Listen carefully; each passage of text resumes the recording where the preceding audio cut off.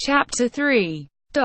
Without being very deeply versed in ethnography, one may be strongly inclined to believe, in common with many savants, that a close relationship exists between the leading families of the English aristocracy and the oldest families of Scandinavia.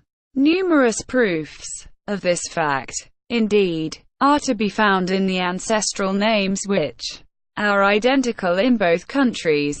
There is no aristocracy in Norway, however. Still, though the democracy everywhere rules, that does not prevent it from being aristocratic to the highest degree. Equals upon an exalted plane instead of a low one. Even in the humblest hut may be found a genealogical tree which has not degenerated in the least because it has sprung up anew in humble soil. And the walls are adorned with the proud blazons of the feudal lords, from whom these plain peasants are descended. So it was with the Hansons of Dal, who were unquestionably related, though rather remotely, to the English peers created after Rollo's invasion of Normandy. And though rank and wealth had both departed, they had at least preserved the old pride, or rather dignity, which becomes all social ranks. It was a matter of very little consequence, however, whether he had ancestors of lofty lineage or not. Harold Hansen was simply a village innkeeper. The house had come down to him from his father and from his grandfather, who were widely known and respected.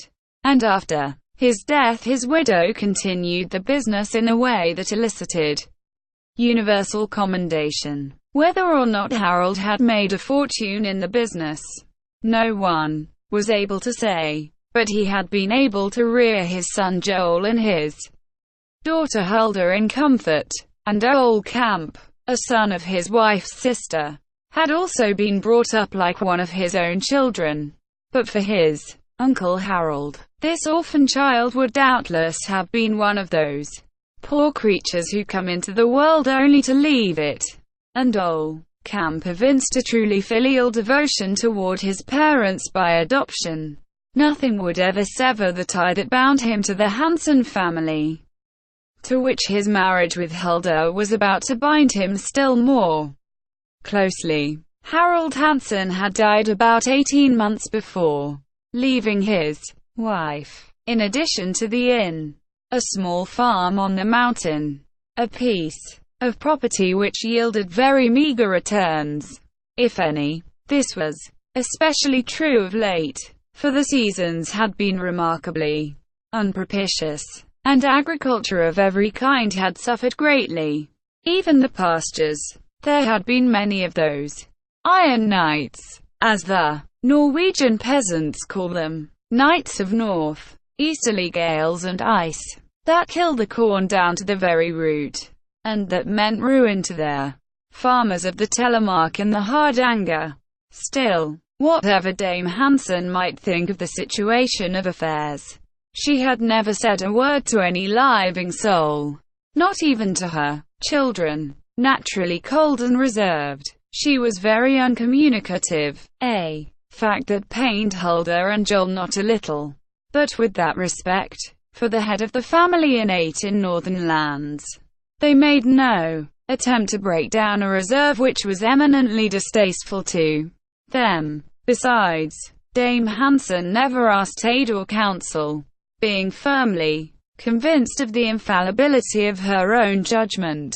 For she was a true Norwegian in that respect. Dame Hansen was now about 50 years old.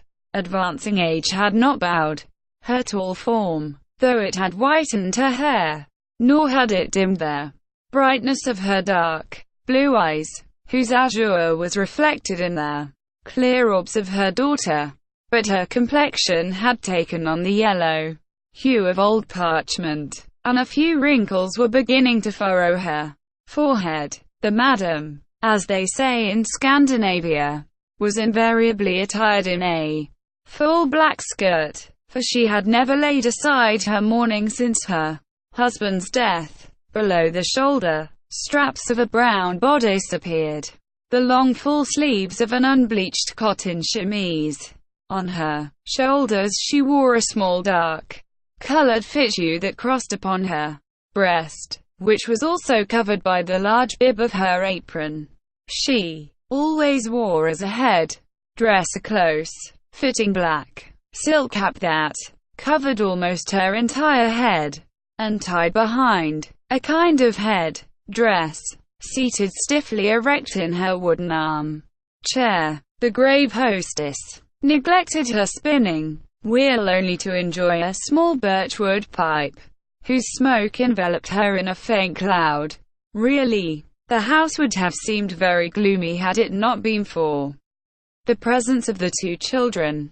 A worthy lad was Joel Hansen, 25 years of age, well built, tall, like all Norwegian mountaineers, proud in bearing, though not in the least boastful or conceited. He had fine hair, verging upon chestnut, with blue eyes so dark as to seem almost black. His garb displayed to admirable advantage his powerful shoulders, his broad chest, in which his lungs had full play, and stalwart limbs which never failed him even in the most difficult mountain ascents. His dark blue jacket, fitting tightly at the waist, was adorned on the shoulders with epaulettes, and in the back with designs in colored embroidery similar to those that embellish the vests of the Breton peasantry. His yellow breeches were fastened at the knee by large buckles. Upon his head he wore a broad brimmed brown hat with a red and black band, and his legs were usually incased either in coarse cloth gaiters or in long stout boots without heels. Telemark, and even in the hard anger, always ready to start, and untiring in his exertions.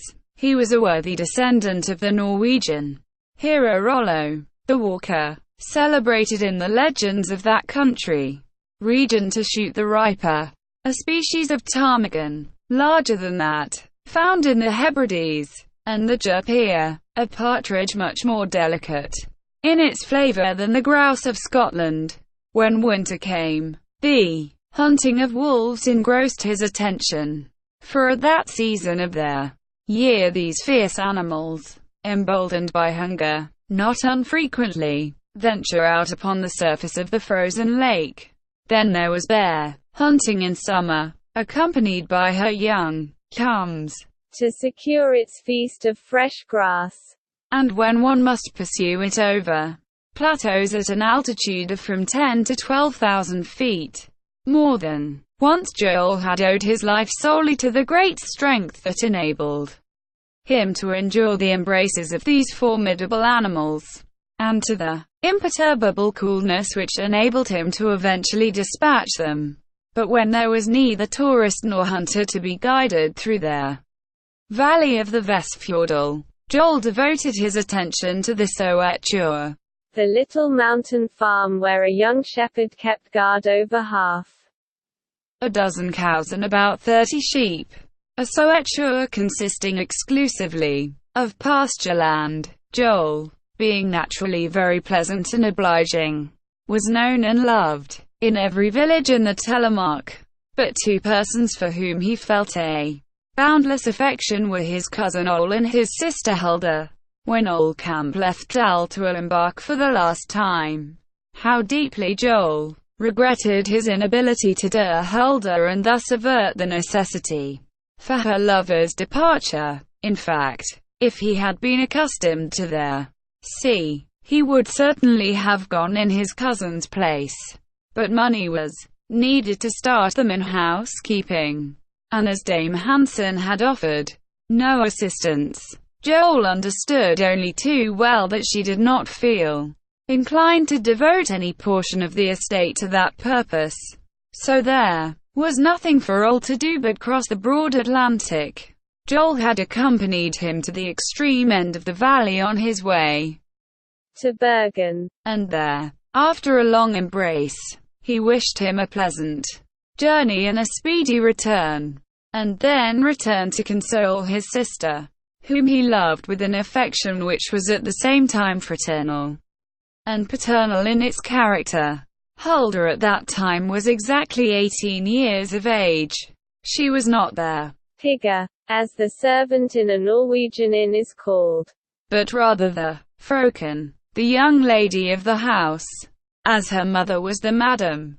What a charming face was hers, framed in a wealth of pale golden hair, under a thin linen cap projecting in the back to give room for the long plaits of hair. What a lovely form encased in this tightly fitting bodice of red stuff, ornamented with green shoulder straps and surmounted by a snowy chemisette, the sleeves of which were fastened at the wrist by a ribbon bracelet.